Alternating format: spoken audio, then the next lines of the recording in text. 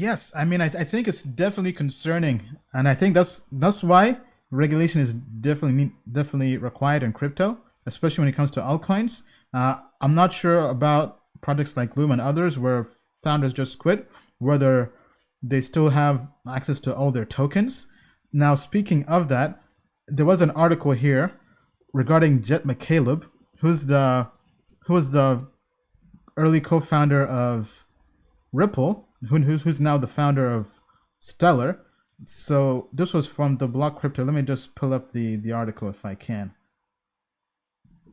And I think this really goes to show you why regulation is needed in crypto, because it's still the wild, wild west.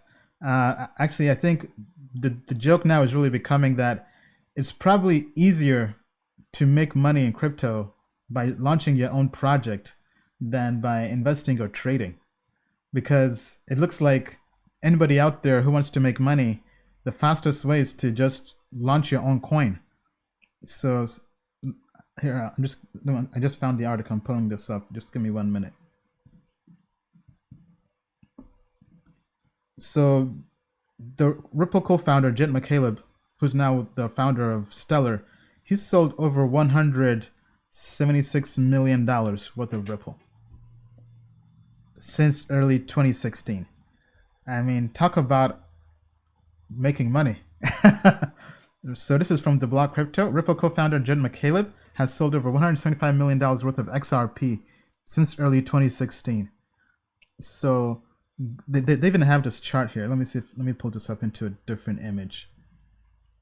So beginning since Q2 2016, he sold, this is based in millions, so 290,000.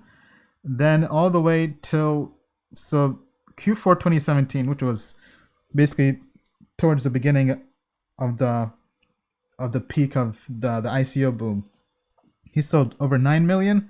Then Q1 2018, he sold over 12 million. Then Q4 2018, he sold over 36 million.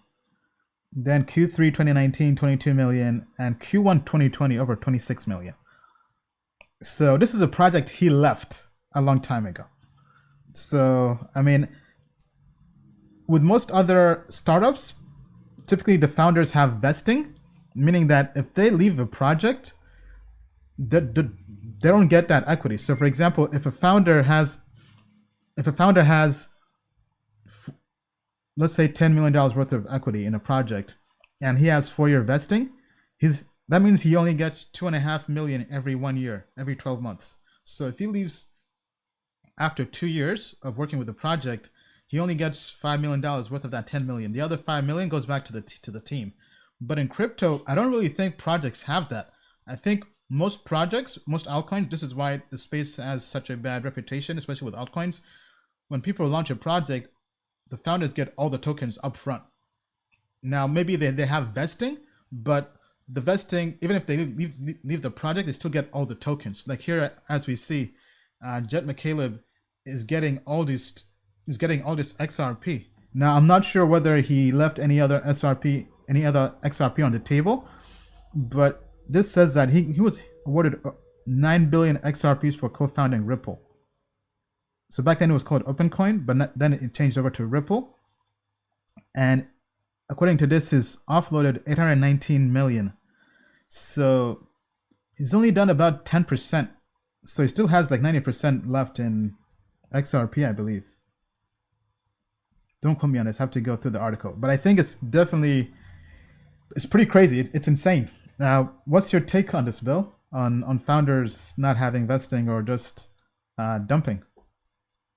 Okay, well, for the crypto investor space, these stories or this idea of smart money or insiders buying something and then unloading it on unsuspecting retail investors, frankly, it's as old as the hill.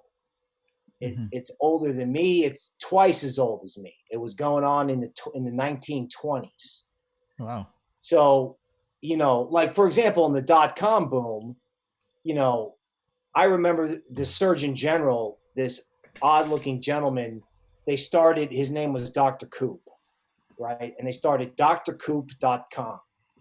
This was about, I don't know, 15 people sitting on milk crates in an office in Austin, and it had a multi-billion-dollar valuation when it IPO'd. Wow.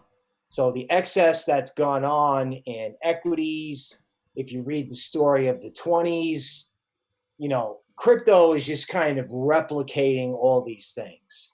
So yes, we could use regulation, but cowboys will be cowboys, right? The market eventually finds these people out, which is probably why something like Ripple doesn't move anymore, right? So the market will find the quality, and the volatility and price appreciation will flow towards quality. And again, you know, you've heard the homework lecture on Token Metrics live stream before. I won't give it to you again, but you know, you got to do your homework. You got to watch the charts. You got to watch the models, because the sharks are out there. Yeah, I mean, it's definitely unfortunate. In crypto, you just got to be careful. You have to always do your own research. Let us know what you think. Do you think this is good or bad? Let us know down in the comments below.